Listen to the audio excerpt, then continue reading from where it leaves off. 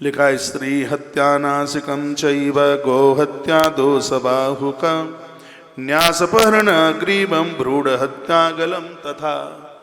स्त्री हत्या यदि किसी से नारी की हत्या हो गई है, एकादशी का व्रत करने से उसका प्रायश्चित हो जाता है। गौ हत्या अनजान में किसी प्रकार से गौ हत्या, जैसे रास्ते में गाड़ी से चल रहे हैं, गैया टकराई, मौत हो गई, और किसी कारणवश उसका प्रायश्चित ये एकादशी है। न्यास पहरण ग्रीवम भ्रूढ़ हत्या गलम तथा जान में या अनजान में गर्भ में बच्चों की मृत्यु हो गई है, और यह देवियां बहुत अपराध कर बैठती हैं, इतना पाप कर बैठती हैं। पाप नहीं है, पाप का बाप है गर्भ में संतान को समाप्त कर देना। जब ये पता लग जाता है कि पेट में बेटी है तो ऐसा मर्डर, ऐसा कत्ल करती हैं। हे बाप रे बाप, मैंने कालिका पुराण में इसके अपराध के बारे में पढ़ा है, थर थर रोम रोम कांपता है। मैं तो कहूँगा 108 बेटियां हो जाएं, स्वीकार कर लेना, लेकिन गर्भ में कभी बच्चों की कभी हत्या मत करना। ये बहुत बड़ा पाप है। अपनी बेटियों को, अपनी पुत्र वधुओं को ये बात जरूर बताना।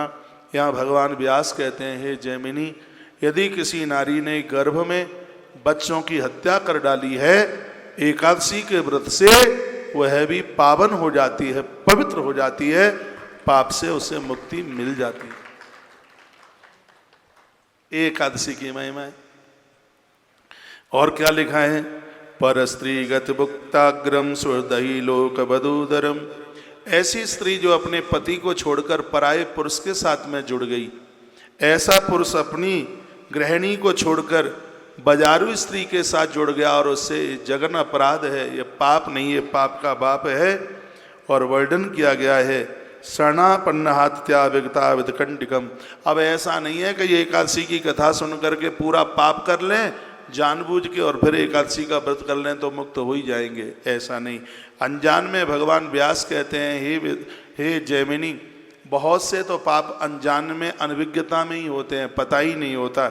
यदि किसी से ऐसा हुआ है, किसी का कौमार धर्म नष्ट हुआ, किसी का नारी धर्म नष्ट हुआ, यदि वह एकादशी का व्रत कर लेते हैं तो वह इन पापों से मुक्त हो जाते हैं।